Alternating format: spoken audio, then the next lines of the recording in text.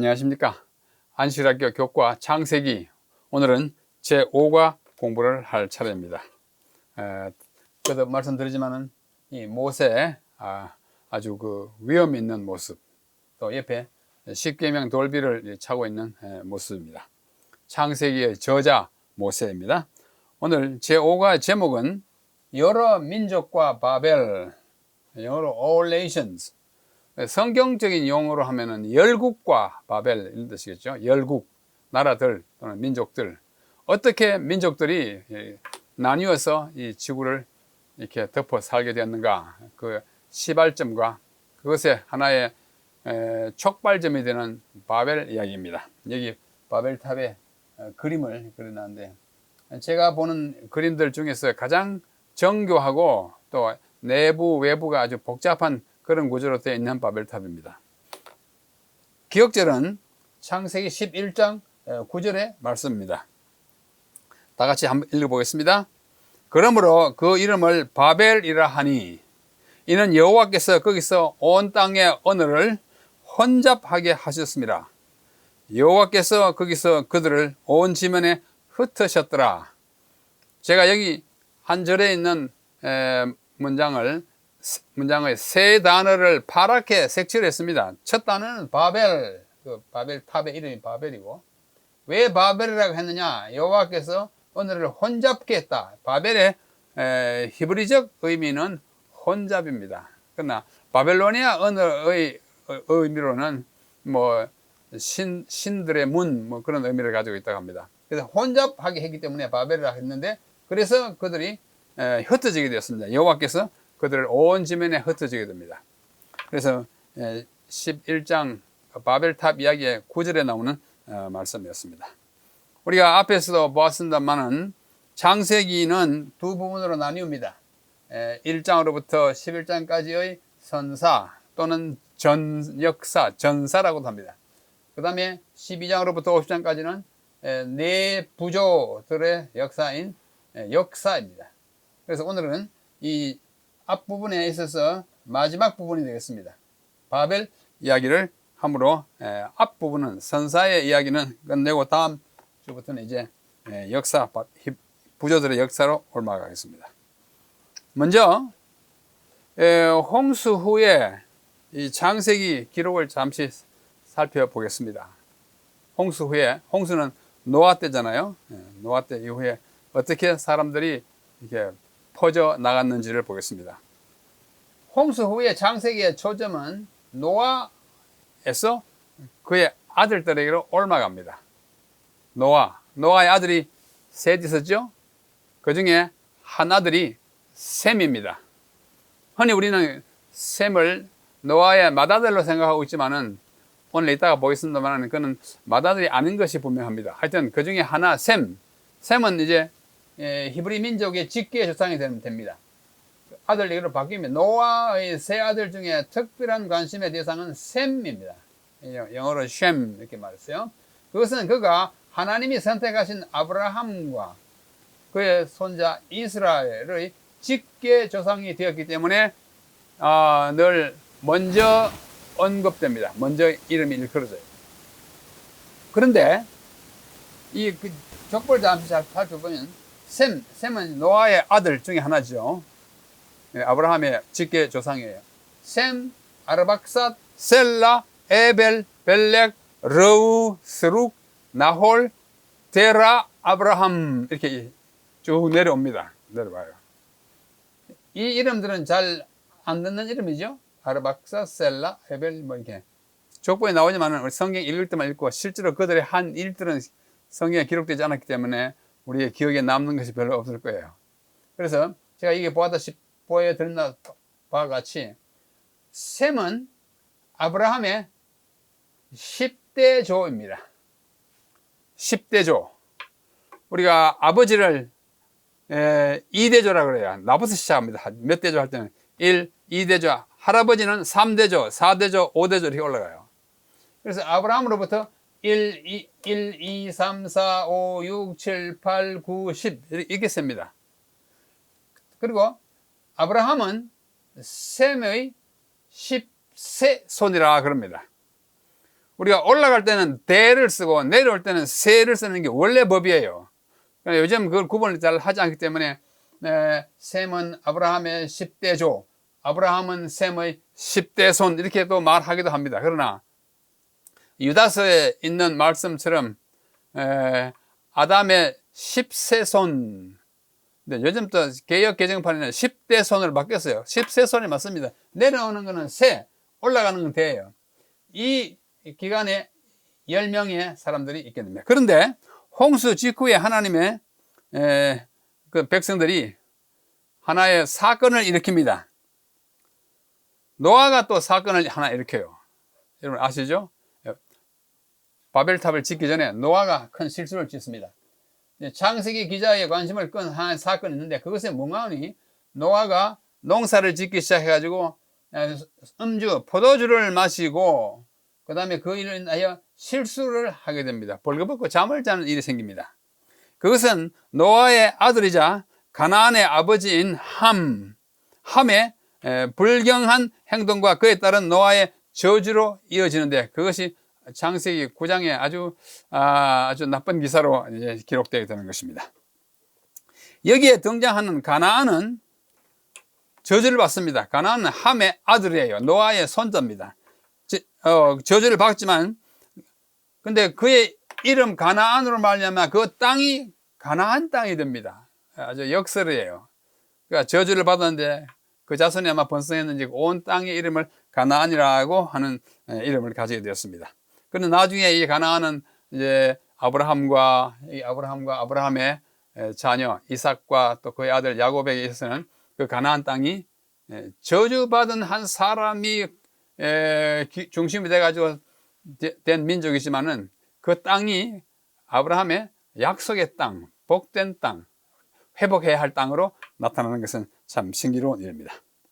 이런 와중에 덧붙여 일어난 사건이 뭐냐면 바벨탑 사건입니다. 바벨탑을 짓고 사람은 하나님께서는 파괴하는 사건이 벌어지게 됩니다. 그것으로 말미암아 노아의 후손들이 여기서 다 분산되게 됩니다.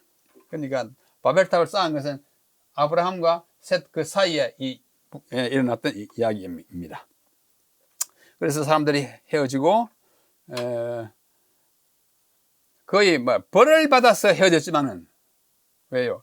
바벨탑을 쌓는데 그들이 언어가 통일된 언어이기 때문에 건축하는 일에 매우 순조로웠는데 언어를 혼잡게 함으로 말미암아 바벨탑 건축이 중단되고 나중에 파괴되는. 그러나 이 파괴는 버리지만도 그 파괴를 통해서 어떻게 해요? 민족들이 분산하는 하나의 시발점이 됩니다.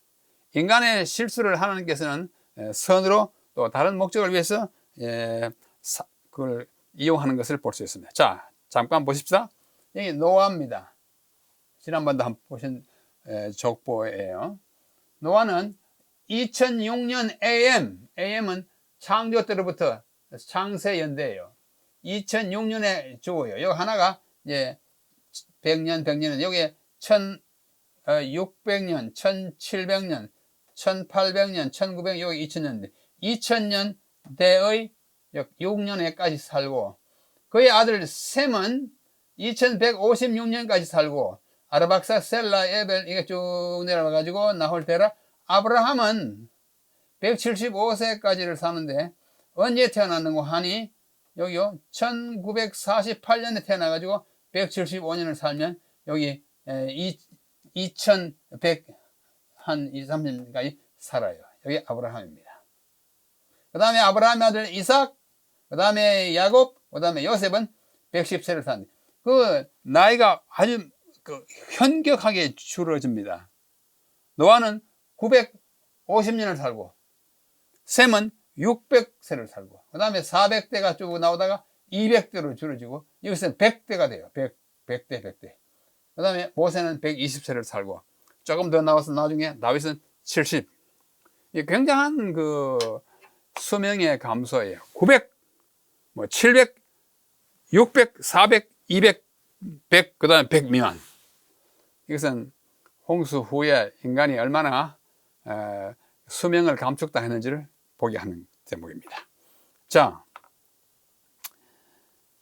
이 무렵에 바로 바벨탑을 짓기 전에 노아가 정말 그 의로운 노아, 당대 의인인데 어떻게 실수를 저지릅니다. 인간은 다 실수를 저지르는 그 연약성이 있는 것 같습니다.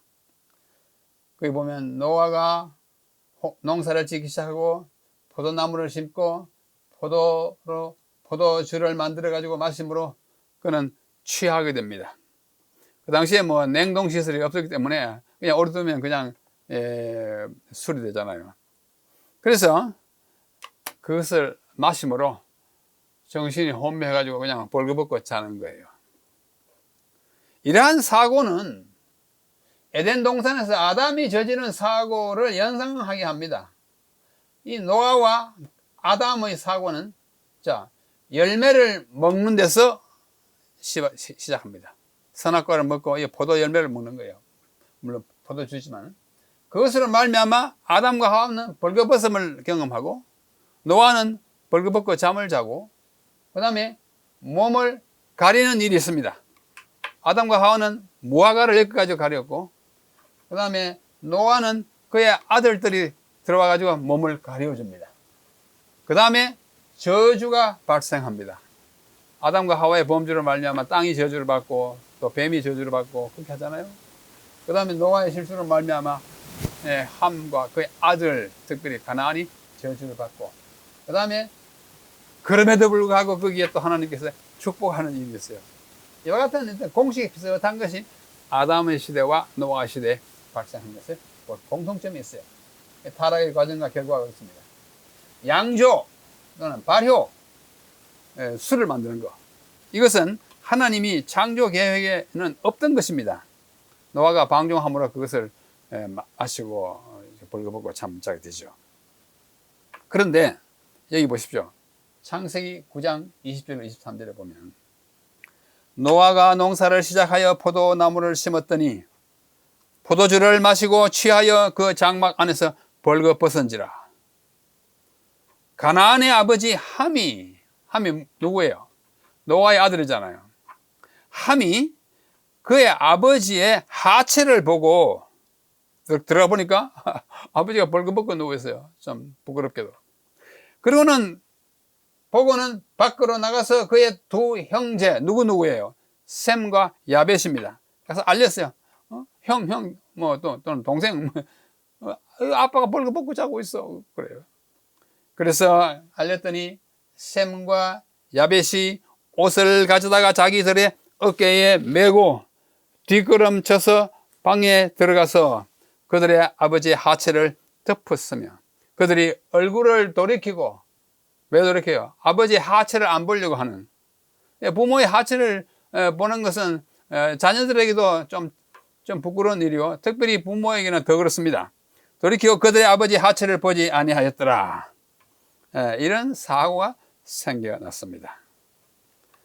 이 광경을 맨 먼저 본 사람은 그의 막내 아들 함이었습니다. 함은 막내 아들이었어요. 함이 아버지의 나체를 본 것은 하와가 금단의 나무를 본 것을 떠오르게 합니다. 이 교과책의 저자 두캉 박사는 이 언어의 공통점에 굉장히 관심이 많아요. 그래서 어떤 때는 굉장히 깊은 그 통찰을 우리에게 보여주고 깊은 의미를 우리에게 깨닫게 합니다. 하여튼 본 것이 공통이에요. 이것은 함이 아버지의 벗은 몸을 우연히 보았거나 지나는 길에 흘낏 본 것이 아님을 암시해요. 아빠가 뭐 하나 방에 자고 있습니다. 짐지에 들어가서 본 것입니다. 그렇게 보입니다. 다분히 고의적인 불경이었다고 생각할 수 있어요. 아버지가 자고 있으면 그냥 나와버리면 되는데 짐지에 들어가서 아버지 이렇게 나체를 본 거예요. 함이 아버지의 나체를 보았다. 뭐 히브리 말로 라아라고 그래요. 라아. 라는 말에 대해서는 논란이 많아요. 논란이 많습니다. 자, 그 논란의 일부를 제가 오늘 소개해 드리려고 합니다. 여기 하체를 보다, 라아, 영어로 하면 see, 우리말로 보다 라는 말의 해석이 달라요. 창세기 3장 6절에 여자가 그 나무를 본즉 보았다. 똑같은 라아예요. 보니까 뭐 먹음직도 하고 뭐 그랬잖아요. 그래가지고 결국은 그걸 따먹게 되잖아요.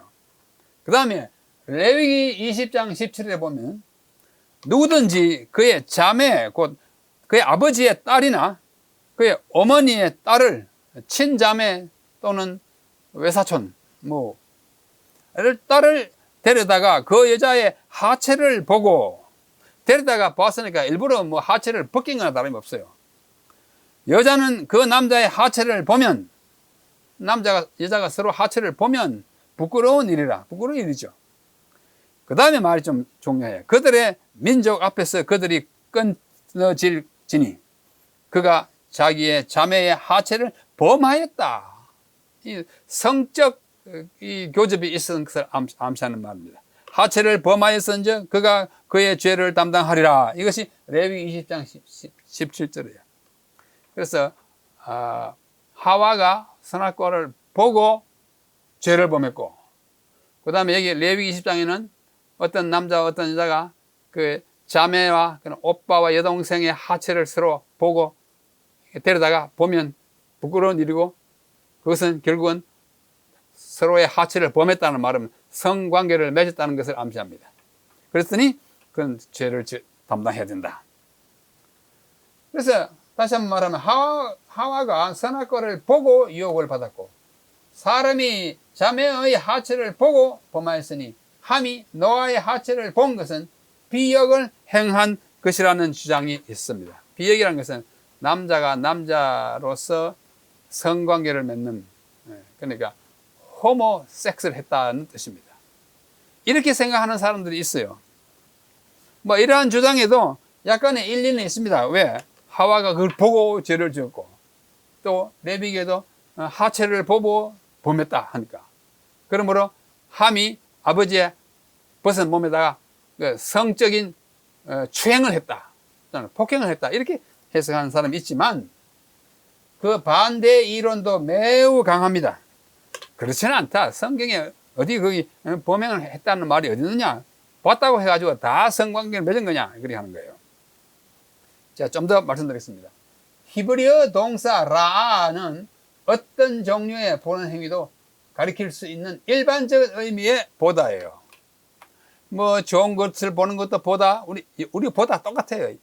영어의 see, 보고 음행을 품을 수 있고, 보고 안 품을 수 있고, 일반적으로 그냥 보는 거예요. 경우에 따라서 그 보는 걸 통해서 죄를 지키고, 경우에 따라서 나쁜 짓을 하지만은 항상 보는 것이 항상, 그 다음에 남자가 여자를 보았다 그래가지고 항상 성관계를 맺었다고 할 것이 아니라고 하는 것입니다. 어떤 목적을 가지거나 음행을 하기 위하여 보는 것만을 가리키는 동사가 아니에요. 아버지가 벌거벗은 것을 보고 못 본 척하고 그냥 나올 수도 있고, 나와서 다른 사람들에게 알릴 수도 있고, 함이 그랬던 것처럼 그 형제에게 알렸잖아요. 또한 성적으로 나쁜 짓을 할 수도 있어요. 그러나 그 보는 것이 어떤 행동으로 이어졌는지는 문맥을 봐야 합니다. 그 결과를 봐야 합니다. 그렇게 판단해야 합니다. 그래서 어떤 일은 함이 노아가 벗은 것을 이렇게 보고 또 들어가서 직접 본 것은 함이 관음증 환자였다고 생각합니다. 관음증 환자는 것은 직접 성관계를 맺지 않더라도 어떻게 해요? 요즘 말로 하면 포르노그래피, 그러니까 성관계를 맺는 장면을, 그림이나 동영상을 보기를 좋아하는 그런 병적 증세를 음란한 행위를 보는 증세, 함이 그런 관음증을 가졌다고 생각하게 됩니다. 그러나 함은 그의 아버지의 하체를 보고 곧 밖으로 나가서 그의 두 형제에게 알렸고, 보고 나서 무슨 일을 했다는 말이 하나 없어요. 보고 나서 바로 형제들이 알렸다는 말만 뿐입니다. 셈과 야벳이 옷을 가져다가 자기들의 어깨에 메고 뒷걸음을 쳐서 들어가서 아버지의 하체를 덮어줬어요. 아까 본문에서 본 것처럼 안 보려고 짐짓 고개를 돌리고 갖다 이렇게 덮어주고 나온 것을 볼 수 있습니다. 그래서 이 본문에서, 아까 본 본문에서 함이 아버지에게 성추행이나 성폭행을 가했다는 암시가 없을 뿐 아니라 그의 형제들이 곧바로 옷을 가져다가 덮어드렸고, 더욱이 그들이 얼굴을 돌이켜서 그들의 아버지의 하체를 보지 아니하였더라는 것을 강조해서 기록한 것을 보면 함도 그냥 보고만, 그것도 좀 시간을 두고 봤는지는 모르지만 보는 것 이상의 행동을 했다는 것을 굳이 갖다 넣을 필요가 없다는 생각을 하는 것입니다. 그렇게 하는 것을 보면 아버지의 나체를 보지 않도록 조심한 형들의 그 자세를 보면, 태도를 보면 그는 다른 짓을 하지 않고 왔을 수도 있습니다. 자, 여기 유명한 여기 랍비가 있어요. 성경학자입니다. 유대인 학자입니다. 이분이 1950년까지 살았는데요. 아주 유명한 성경 주석가입니다. 창세기 주석을 이게 2권 냈어요. 그런데 창세기 주석 그 2권 151페이지에 보면 이 가수도가 말한 것처럼 덮어주는 것이 적절한 해결책이었다면, 그 형제들에 가가지고 덮어주고 해결 다 됐잖아요.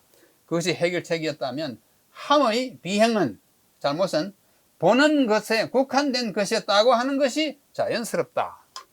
저도 이 말에 동의합니다. 동감합니다. 뭐 함이 아버지에게 아주 몹쓸 짓을 했다고 하는 것을 추론할 수는 있지만서도 성경 본문에서 그걸 확정할 수는 없어요. 이게 그 유명한 카수토의 해석이고, 또 이 교과서를 쓴 두캉 박사의 창세기 주석이 이거잖아요. 지난번에 말씀 보여드렸죠? 책을 보여드렸죠? 제가 책. 자, 그래서 이 책의 164페이지에도 카수토와 동일한 견해로 해석을 해놨어요. 여기, 보는 것 자체가 나쁜 것이었는데 그 이상을 뭐 나쁜 짓을 했다고 하는 것은 좀 무리가 있다. 찬성하지 않는다. 그렇게 하고 있습니다. 우리 가운데 어떤 분들은 굳이 함이 나쁜 짓을 했다 이렇게 해석하는 분들도 있을 것입니다. 그러나 그분들 자유입니다만은 성경 본문에 우리가 어떤 것이 충실한지는 각자가 판단하는 일입니다. 그래서 가서 보고 와서 막 떠벌리고 형들한테, 동생한테. 함의 이와 같은 행동은 부모를 공경하라고 하는 10계명의 제2계명이요. 계명을 범한 것입니다. 아버지가 좀 실수한데 벗고 주무시는구나 하면 가서 뭐 막 떠버릴 것이 아니라 좀 잠잠하게 했으면 참 좋을 뻔했습니다. 아버지는 자신의 생명의 통로인 아버지에 대한 말할 수 없는 모욕이에요. 아버지는 우리의 생명의 통로입니다. 생명의 근원은 하나님이지만 그 조상을 통해서 그 생명이 우리에게 미쳤는데, 이와는 반대로 그의 형들은 서둘러 옷을 가지고 들어가서 아버지의 벗은 몸을 가리워들었어요. 이게 좋은 태도입니다. 이것이 자녀로서 가장 좋은 마땅한 태도가 아닌가 생각합니다. 이리하여 함은 그의 아들 가나안이 저주를 받음으로 형벌을 받게 됐어요. 이것도 사실 많은 의심을 낳습니다. 왜? 직접 함이 벌을 안 받고 어떻게 그 아들 가나안이 벌을 받느냐. 그래서 여러 가지 학설이 있어요. 함의 아들 가나안이 벌을 받은 것은 가나안이 그의 아버지가 저지른 일에 가담했다. 같이 떠들고 다니고 같이 가서 보고 길게 걸었다. 거의 말하면 공범설입니다. 성경은 그것을 확실하게 말하지 않아요. 또 다른 아주 해괴망측한 안이 있습니다. 이것은 어떤 학자가 말했어요. 레벤선이라고 하는 사람이에요. 존 레벤선 사람이 했는데, 가나안은 함이 자기의 어머니와의 폐륜적인 행위로 낳은 아들이다. 이는 기상천외의 이야기예요. 가나안이 그 아버지 노아의 아들이 노아의 부인인 함의 어머니하고 나쁜 짓을 해가지고 모자 건친상간을 해가지고 가나안이 났다. 이런 학설을 하고 있습니다. 이런 학설에 귀를 기울이지 마십시오. 그러나 이런 사람들이 있기 때문에 혹시 그런 얘기를 듣더라도 흘려버리시길 바랍니다. 가나안은 노아의 손자로서 저주를 받았지만은 그 땅이 가나안 땅이 됩니다. 그래서 우리는 에포님이라고 그래요. 에포님. 우리가 서울 시내 나가면 을지로 있고 세종로 있잖아요. 세종로는 세종대왕에서 온 것이고 을지로는 을지문덕에서 온 것입니다. 그래서 어떤 지명을 제공한 그 근본 장본인을 에포님이라고 합니다. 에포님, 명칭의 시조예요. 그래, 가나안의 땅 이름이 그 에포님이 누구냐면 이 가나안이에요. 그래서 그 가나안은 정말 아주 아름답고 또 소출이 많은 그런 비옥한 땅이어서 애굽에서 400년 동안 고생하던 사람들이 우리 젖과 꿀이 흐르는 땅으로 가자고 하는 하나님의 그 희망적인 그 언약을 지키기 위해서 탈출하는 일이 있습니다. 젖과 꿀이 흐르는 땅 이야기가 쭉 나옵니다. 가나안이라는 말 자체는 가나는 무릎을 꿇다 또는 굴복하다는 뜻인데요. 결국은 이스라엘 백성들이 들어왔을 때 그들이 굴복함으로 그 땅을 다 내줬습니다. 그런 이름의 의미의 그 연유가 우리를 생각하게 합니다. 자, 창세기의 족보 가운데 참 어려운 것이 하나 있어요. 우리 교과에 있는 것은 여러분들 다 공부하시고 한번 봐요. 노아는 500세 된 후에, 이 된 후는 원문에 없는 것입니다. 우리 성경에 보면 글자를 작게 써놨어요. 노아는 500세 된 후에 셈과 함과 야벳을 낳았다. 히브리어 원문은 500세에 셈과 함과 야벳을 낳았다. 이렇게 되어 있습니다. 근데 히브리어는 몇 세에 아이를 낳았다 그러면 그 해에 그 아이를 다 낳은 거 아니에요. 그 해에 아이를 낳고 또 낳았다. 이런 의미를 좀 포괄적인 의미를 많이 가지고 있습니다. 하여튼 그래서 500세에 셈과 함과 그 중에 아이 하나를 낳았다는 것입니다.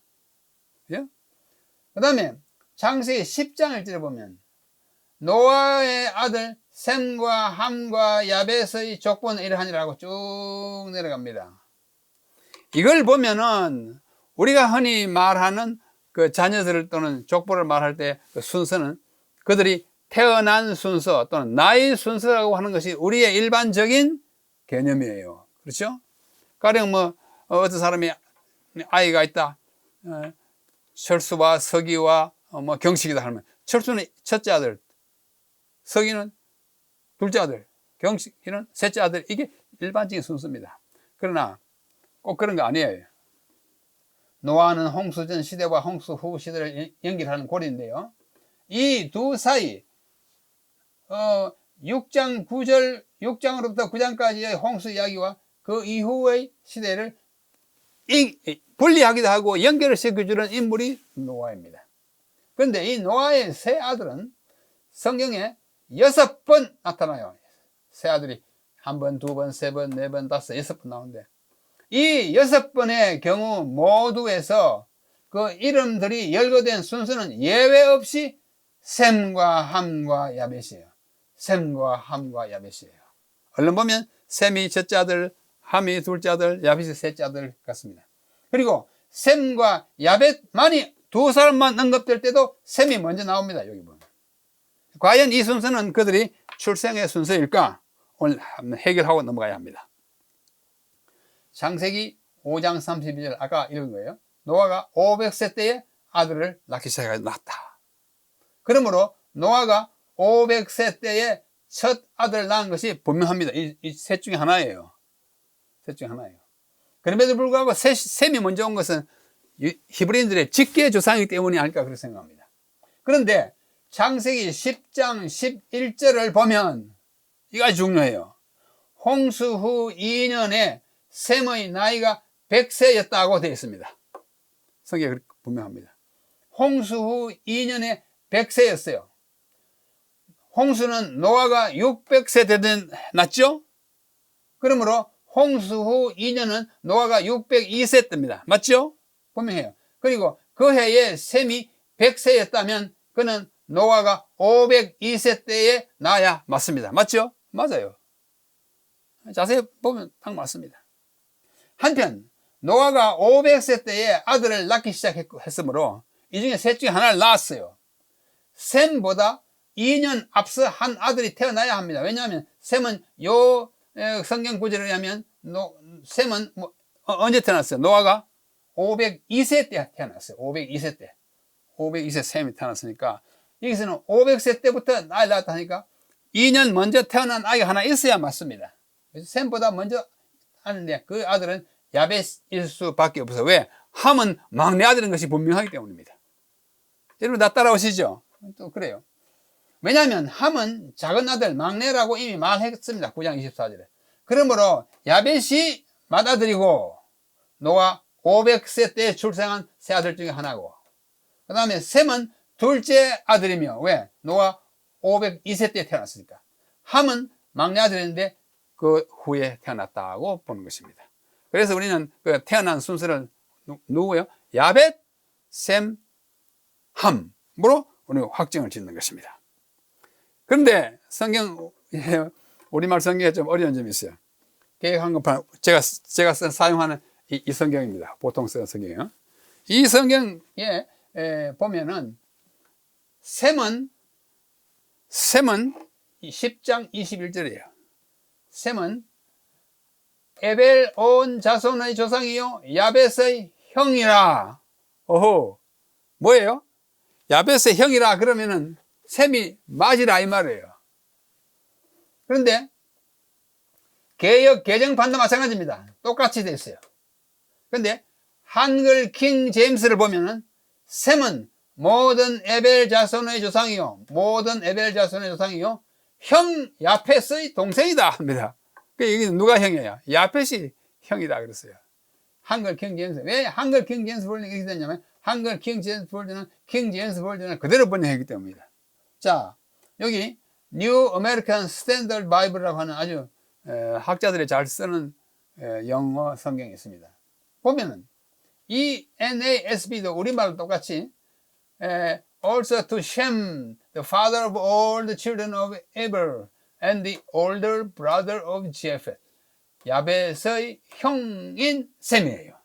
셈이 형이고 야벳이 동생입니다. 분명하죠. 우리 성경과 똑같아요. 그러나 킹 제임스 버전과 뉴 킹 제임스 버전은 Shem, the father of all nations of Eber, the brother of Japheth the elder.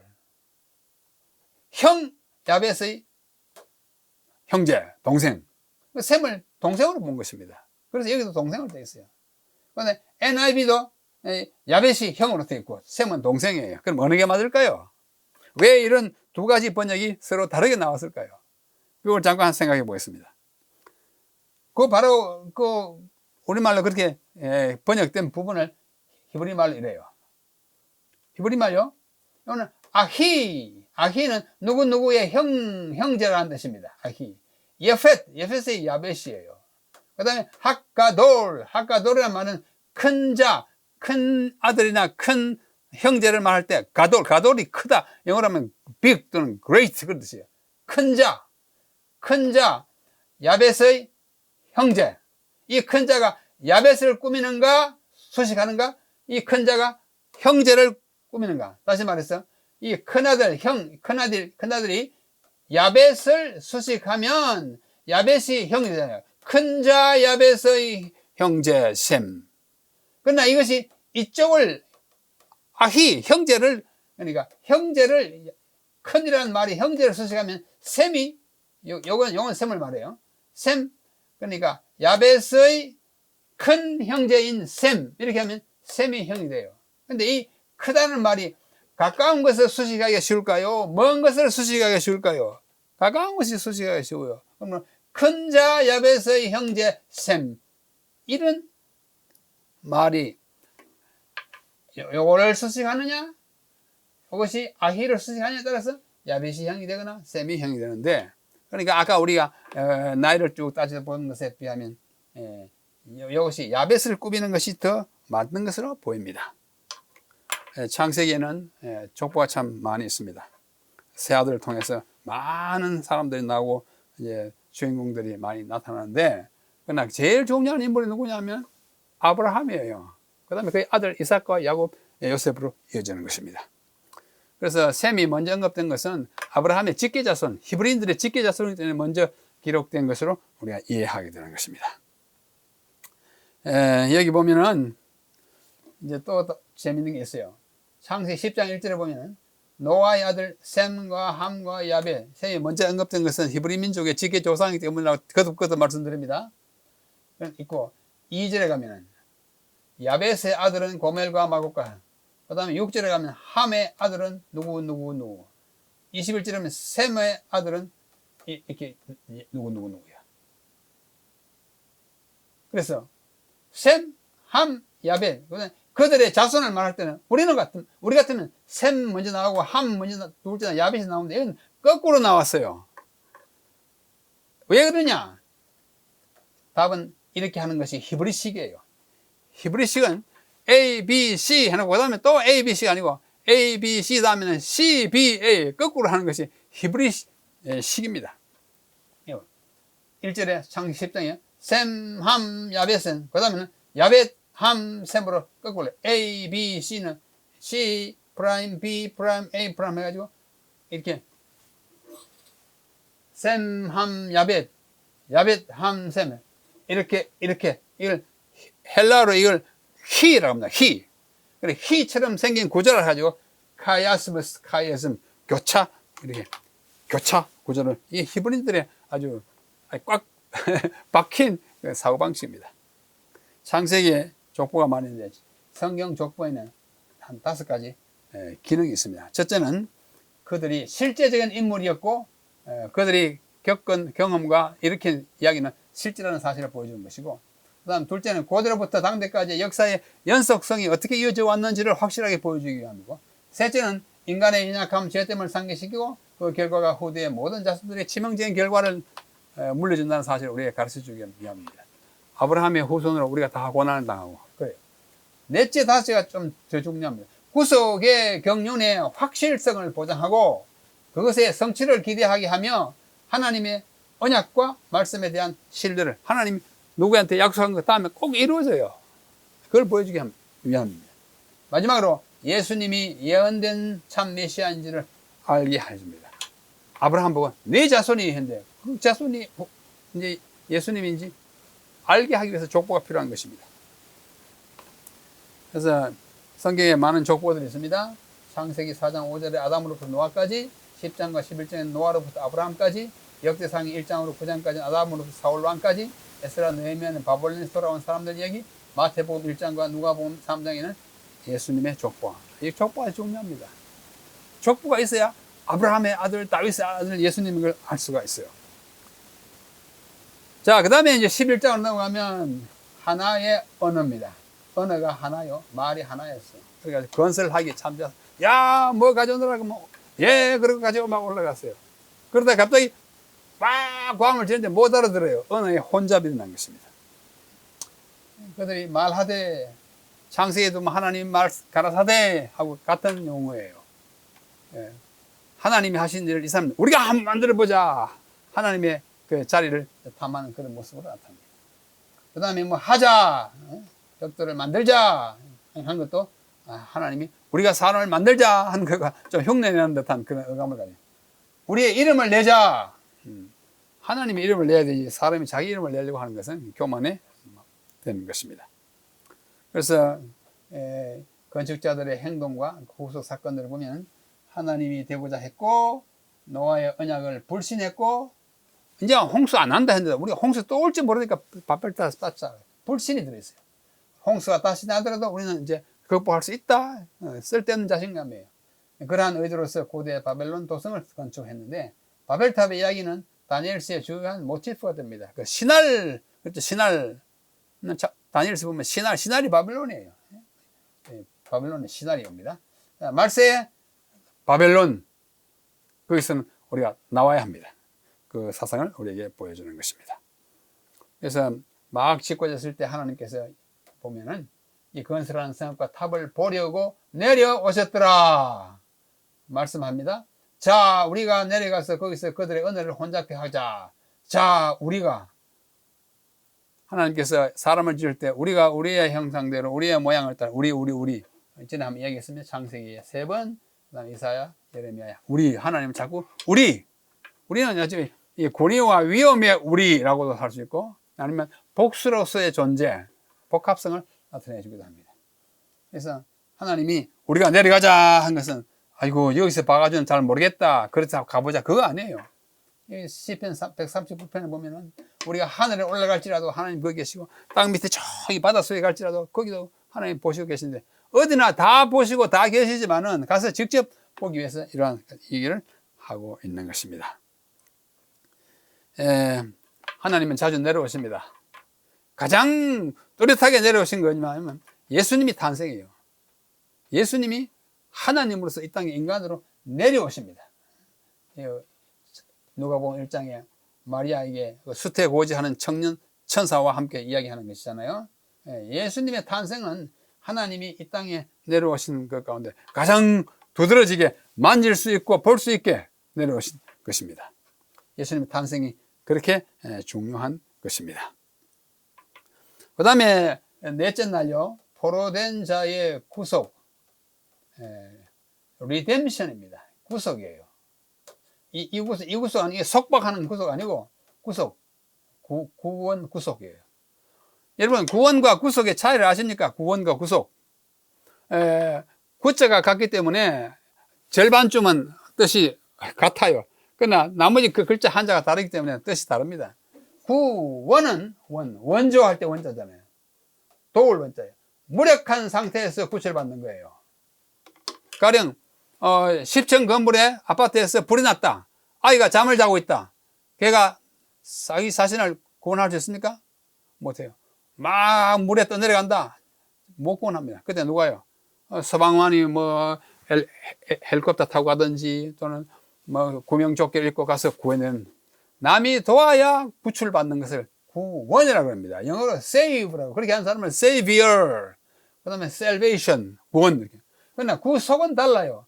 팔려간 상태에서 속량받는 것입니다. 죄를 지어가지고 몸값으로 자녀를 줬다. 돈을 갖다 줘야 돼요. 갚아야 돼요. 그죠? 또 아주 나쁜 짓을 해가지고 잡혀갔다. 뭔가 벌금을 물어야 합니다.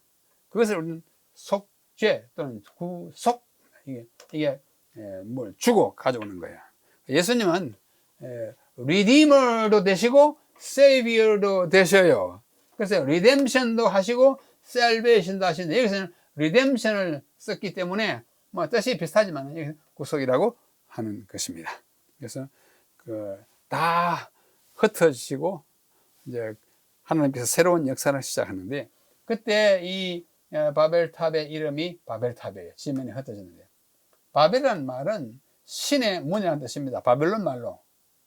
그러나 여기서는 히브리 말로는 혼잡하다, 발랄과 음이 같기 때문에 혼잡을 뜻하기도 합니다. 혼돈에 빠진 상태를 우리에게 보여주는 것입니다. 이게 부자와 선지자 123페이지에 있는 말씀입니다. 바벨 사람들은 하나님에게서 독립된 정부를 세우기로 결심했다.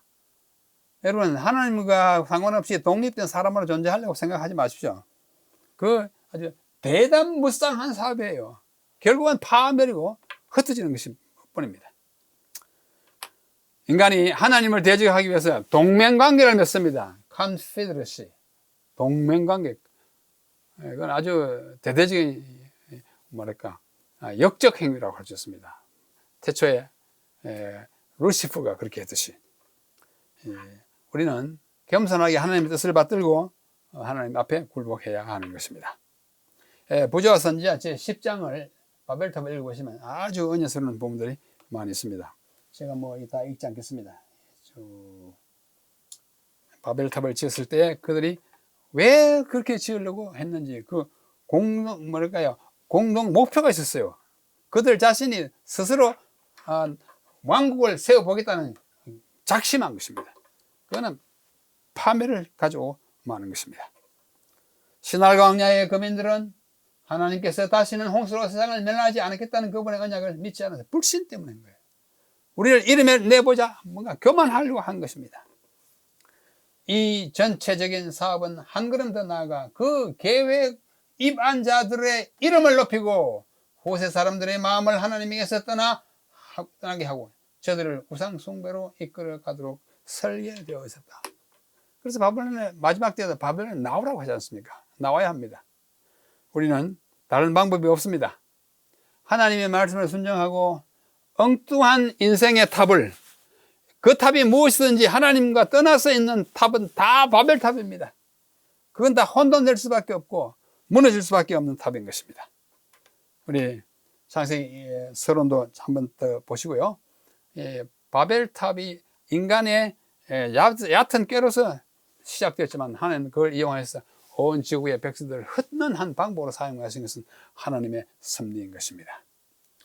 그러므로 그 이름을 바벨이라 하라, 혼잡게 하다. 흩어져. 우리가 흩어짐을 면하고 혼잡되기를 하지 않기를 바라시면 하나님 말씀을 믿고 우리를 끝까지 구원하시겠다는 그의 의도에 우리를 승복하는 것이 최상의 방법일 것입니다. 우리 오가를 마시면서 이런 마음을 가슴에 품고 또 이 세상을 승리로 이끌다가 다음에 또 제6가를 공부하겠습니다. 여러분 감사합니다. 안녕히 계십시오.